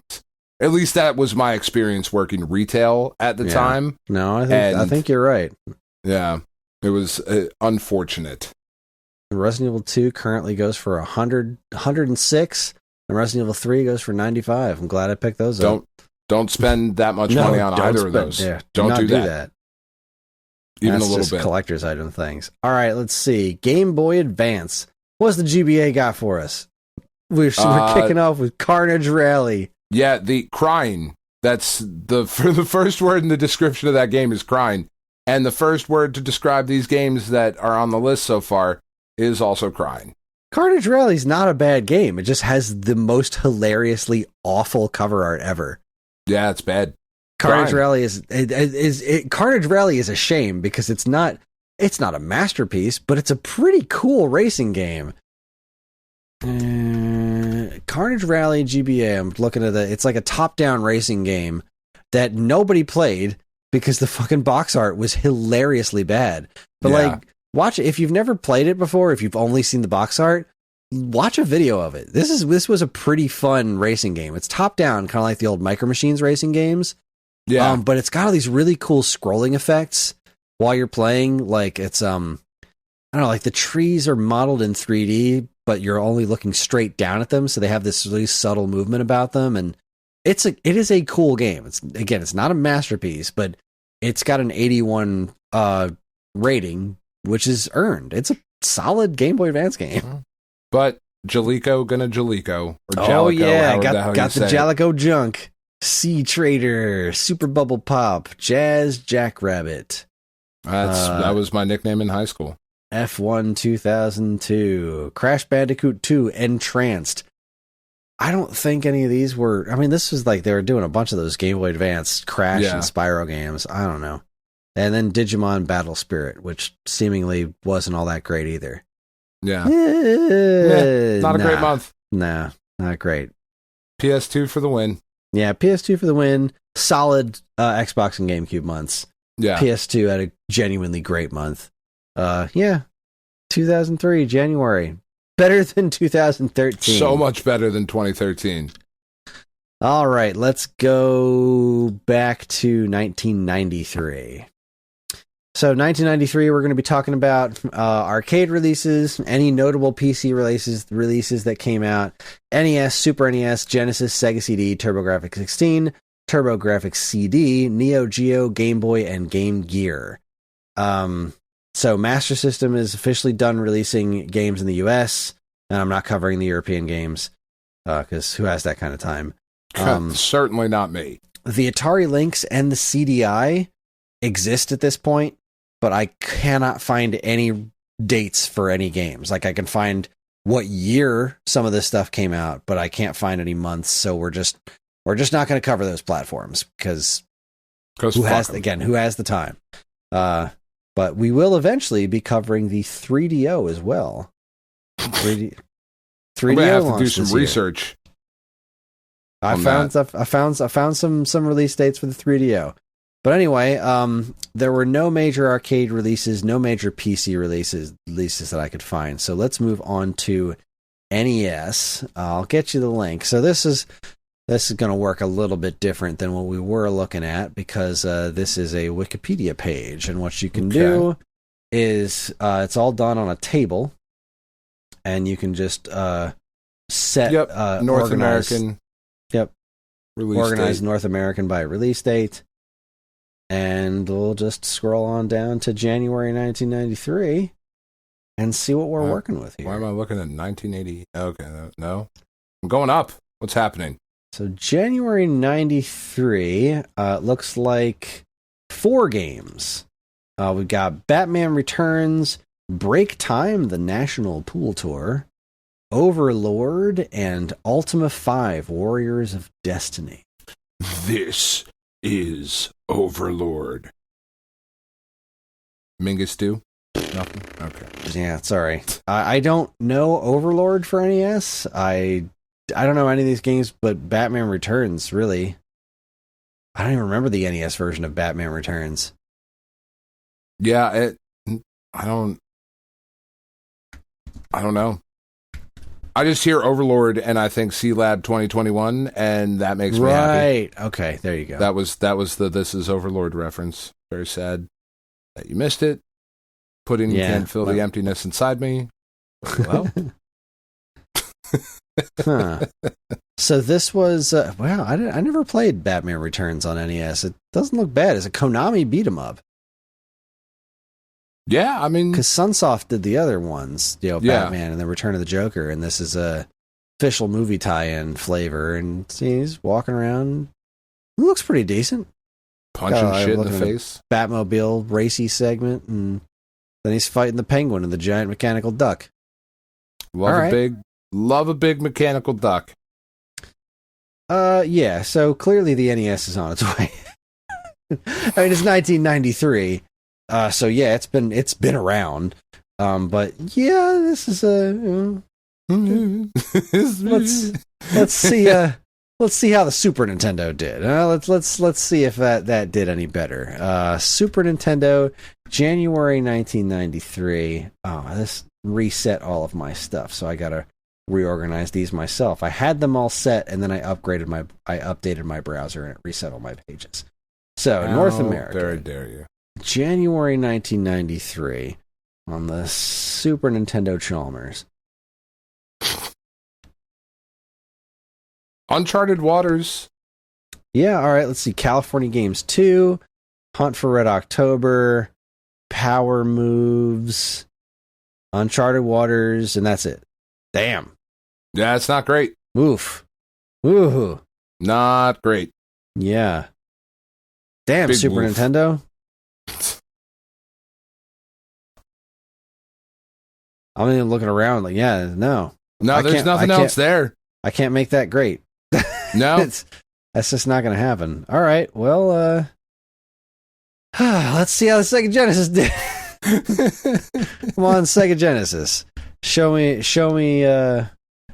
potato salad. Genesis. All right, Genesis, North American releases. Going to put these in order. Go down to some January 1993. Give me some goodness, Genesis. Let's have Genesis do what Nintendo don't, and give me something that's good. We've got American Gladiators, Andre Agassi Tennis, Barbie Supermodel, Batman Revenge of the Joker. Yep. It was all right. It was pretty good. Chester Cheetah, Too Cool for School, David Crane's Amazing Tennis. David Crane's Amazing Tennis. This is funny to me because David Crane's Amazing Movie Time, which is the Patreon exclusive podcast, it's called that because of this tennis game. Yeah. And the logo is designed based off I don't know why, it's just funny to me. George Foreman's KO Boxing, I remember that being a big deal. Good. Hit the Ice, that's a pretty fun hockey game. It's okay. Home Alone 2, Jeopardy, and Jerry Glanville's Pigskin Foot Brawl. How dare you disrespect the House of Glanville in such a manner as to call him Glanville? Oh, this keeps going. Rolo to the Rescue. That was that little elephant game. That's kind of cute. Yeah. Sorcerer's Kingdom. I don't remember that game. Thunder Force 4. That's a pretty good one. That one's good. That one's good. Thunder Force is fun. It's a good shmup. No huge standouts, but just in sheer numbers, the Genesis trounced the Super Nintendo this month. That was yikes. That was just kind of sad. All right, so then we're going to be taking you to a different website for Sega CD, because this is the best one I could find with dates. So if we go to January 93, I got a couple that are just listed as 1993, and the rest have specifically January. If you put them in a date order there, we got Chuck Rock 2, Son of Chuck, Dracula Unleashed, Hook, NXS Make My Video, Mad Dog McCree, Marky Mark and the Funky Bunch Make My Video, NHL Hockey 94, and Colors of Modern Rock. Yeah, I mean, NHL Hockey 94 is definitely the best out of the bunch if it did indeed come out in January. Yeah, and I mean, I feel like I remember the Hook game for Sega CD being okay, but nah. Just nah. Nah. All right, what about our TurboGrafx 16 here? The TurboGrafx had nothing. TurboGrafx had nothing this month, so we're going to go ahead and skip that. But we are going to check out the TurboGrafx CD, which I believe had some releases this month. So what you're going to be looking at here is a list of all the TurboGrafx games, and they will say specifically if they were a CD format on the side. So let's see, we're looking at January 1993. God, there were so many games released for this platform in Japan that didn't come out in America. It is hilarious. It really is. Like, you got to scroll a fair bit to get through the unreleased section. That's such a good system. There's a mountain of stuff that just says 93 because these dates, this system was not very well kept track of. Yeah.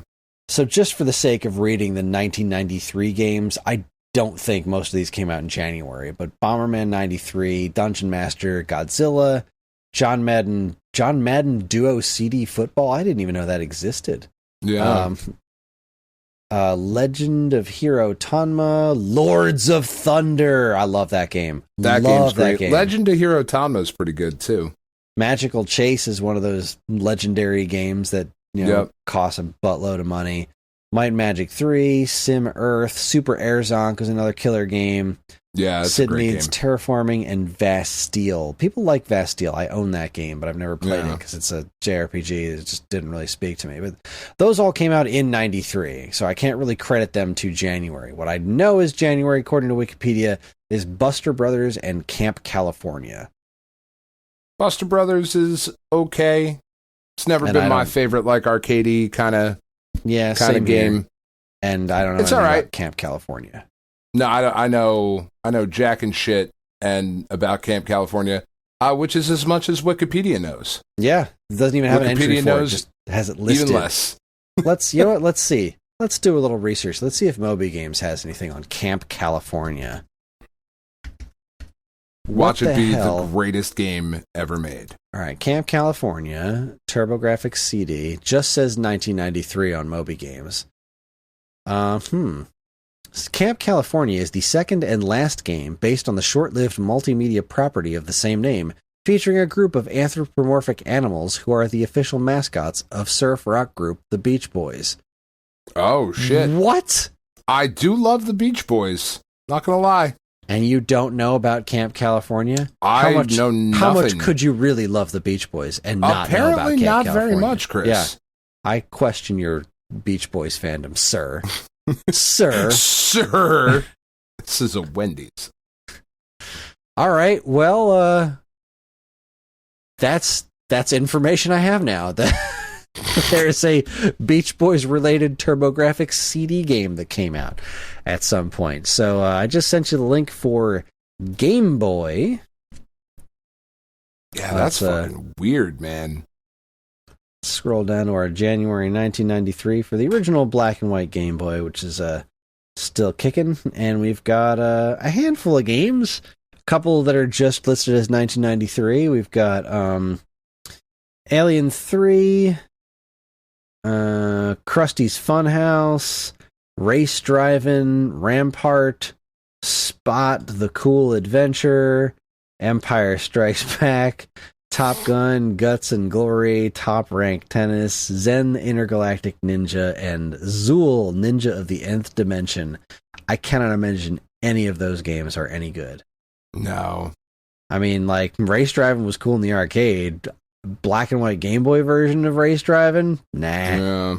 Yeah. Same with Empire Strikes Back. That's just a port of the NES game, which was fine at best. Isn't the Zen Intergalactic Ninja, like, actually pretty decent? I don't know if the Game Boy port is. Like, I feel like that's an NES game. It's got I just looked it up. It's got a 90 out of 100 from Power Unlimited. The Fort Worth Star-Telegram, they of just the most unbiased video game reviews, gave it an 8 out of 10.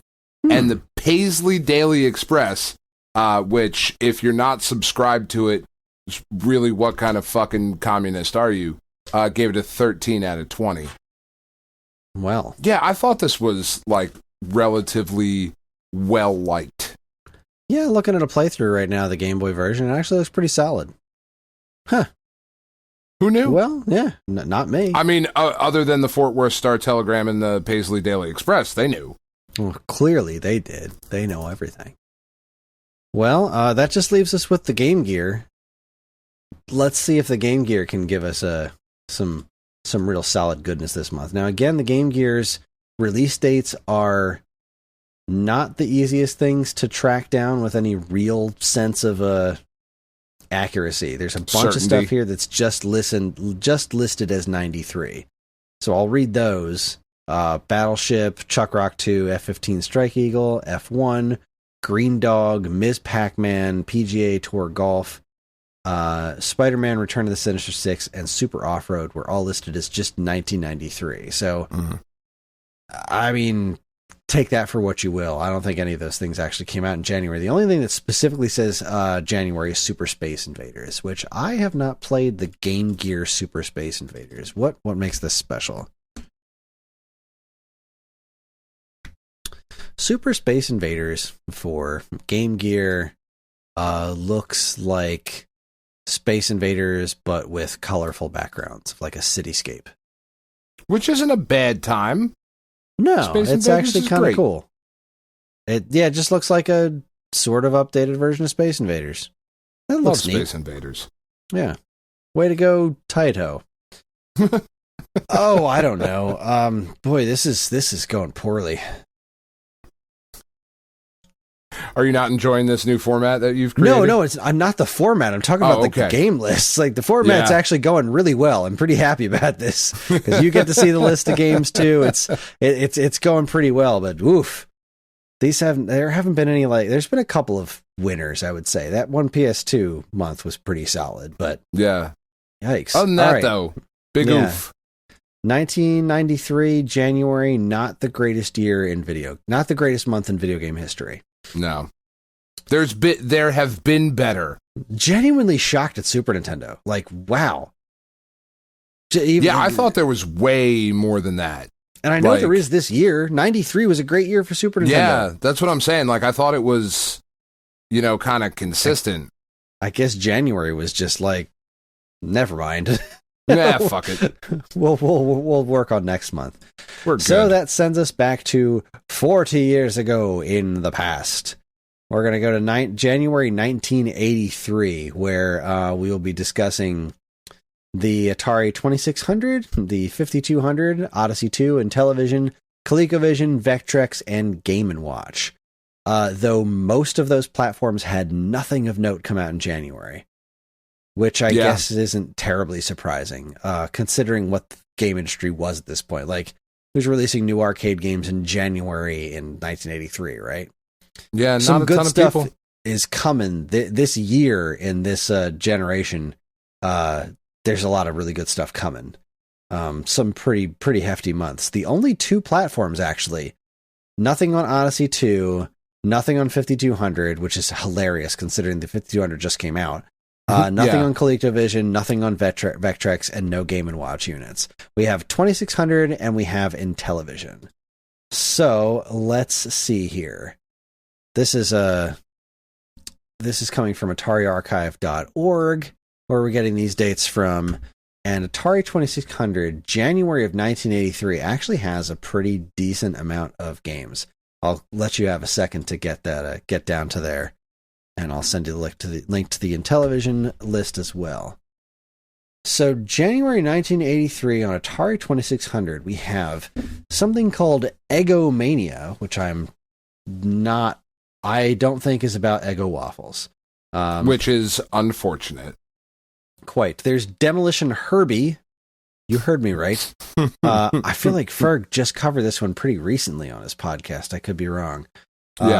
Gopher Journey Escape. I freaking love that game. Yeah. It's a game about the band Journey on the 2600. It's actually a pretty fun game. You're like a member of Journey and you have to run around. You have to run like through an auto-scrolling stage avoiding things. And you get to the top to find that weird futuristic car thing that was on the cover of the Escape album. And you just kind of do that for a little while. It's a fun game. It's not amazing, but it's pretty fun. It's weird. Yeah, it's weird. It is weird for sure, but it is pretty okay. Name this game, which there was a whole thing like where it was like I think there was a contest to name the game, and I don't remember what the game is itself. Picnic. And indeed, they did. Ram It, Spider Fighter. I know Spider Fighter. I feel like this is a good one. Let's see, Spider Fighter 2600. Jog my memory. Oh, it's an Activision one. That's why I know this one. Yeah, Spider Fighter for 2600. It's an Activision game. It's again, you're sort of I love the name Spider Fighter. I do too. That's I'm a great a name. big fan of that name. It's a Space Invaders, Galaga type thing. I like Mega Mania better, but this is still a pretty fun game. I didn't spend much time with this one, to be perfectly honest. I have played this, but I played the shit out of Mega Mania and Space Invaders on 2600. This is a pretty neat game. You can the enemies have wild attack patterns more similar to something like Galaga. So yeah, this is pretty cool. Squeeze Box. What's this one? I feel like this is about a chef, but it shouldn't be because Squeeze Box is... The hell is Squeeze Box? No, it's not a chef. It's got a criminal. It's like some criminal, like a dude with a prison outfit wearing high heels and a pink gun shooting walls. This looks weird as hell. I own this game, but I've never played it before, and now I feel like I have to. And now I need a full report next week. This dude is seriously wearing green high heels and like a prison outfit and a pink gun. And you have to shoot these walls that are constantly encroaching on you. And you're humongous. Like the sprite is gigantic for Atari standards. Like that's crazy. Yeah. And then Star Gunner and Tron Deadly Discs. Give me all the Tron. Yeah, I'm trying to remember what Deadly Discs was like on 2600. Yeah, this game was pretty fun. This was one of those M Network games. Yeah. Yeah, I remember playing this one. Yeah, this was pretty fun. That's a pretty solid month for the 2600. Yeah, it's not bad. Here we are in 1983. This thing came out in 77. Yeah, it's pretty good.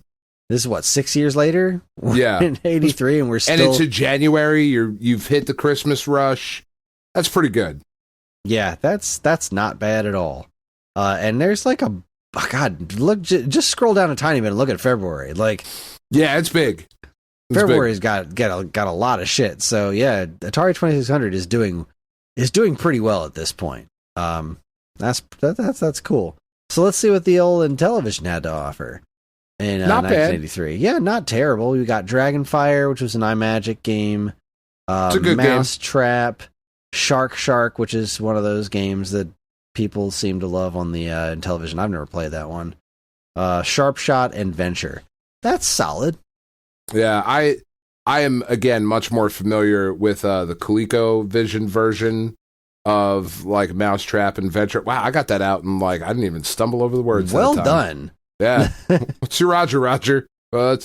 We've got Clarence. So I'm much more familiar with those versions of like Mousetrap and Venture. But dope games. Like I really liked them when I was a little kid. And I've gone back to them, periodically and been like, no, these still hold up. I had good taste. Yeah, they're still pretty fun.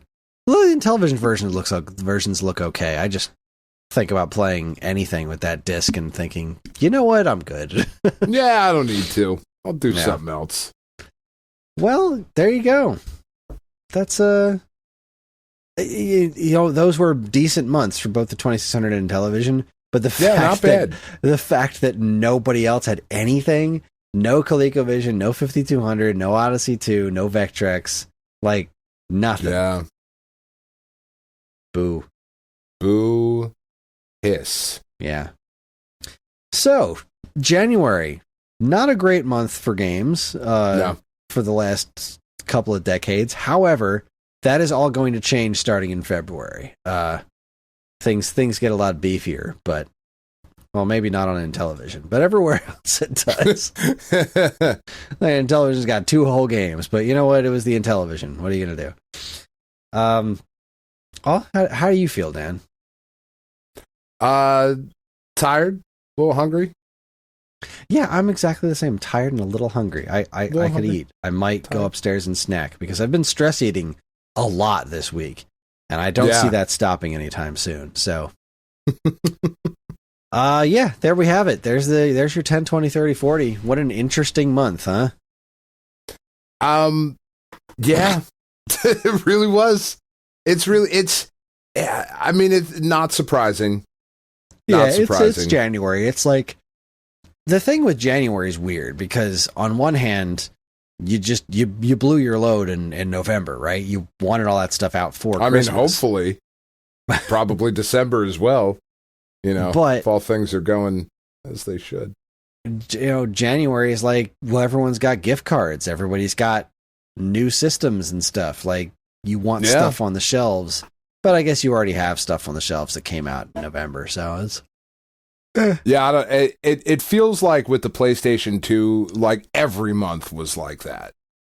Yeah, PS2 was just like a nonstop cavalcade of like every month you had at least 1 to 2 solid games at the very least.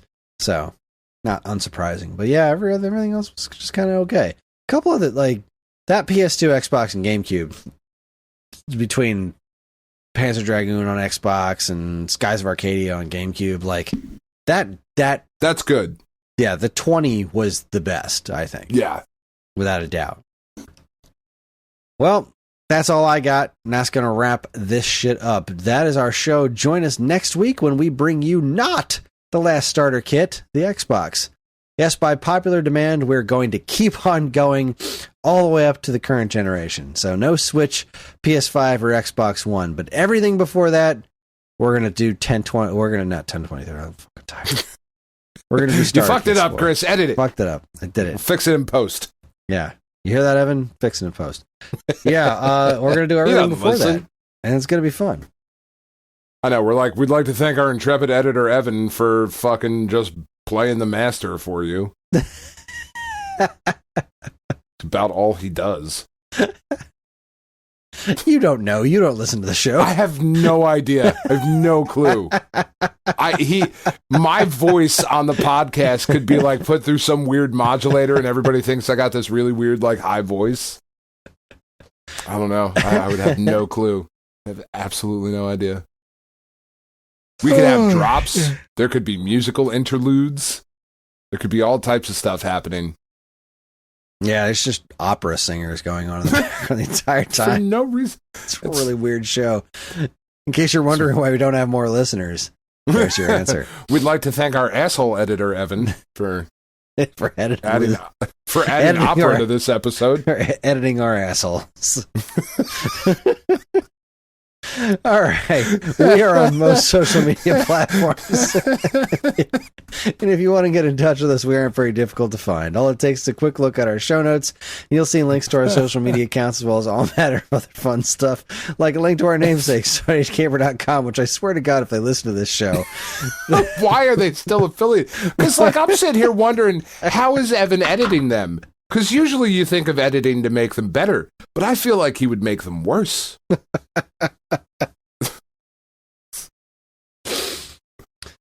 I don't know. I got nothing.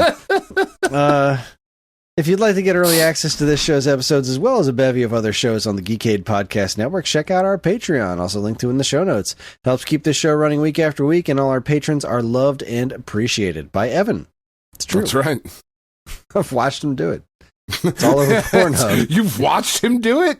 Jesus. It's all over Pornhub. I can't. He sends me links. I follow him. This show's theme song. I mean, we want to support our buddy. We do. Guys, Squared look what I Roots did. He edited some assholes. Squared Roots was written by Banjo Guy Ollie. You can learn all about his wonderful music and more by following the link to his YouTube channel, also in the show notes. And finally, as always, we'd like to thank our intrepid editor, Evan, for still being our friend after all these years.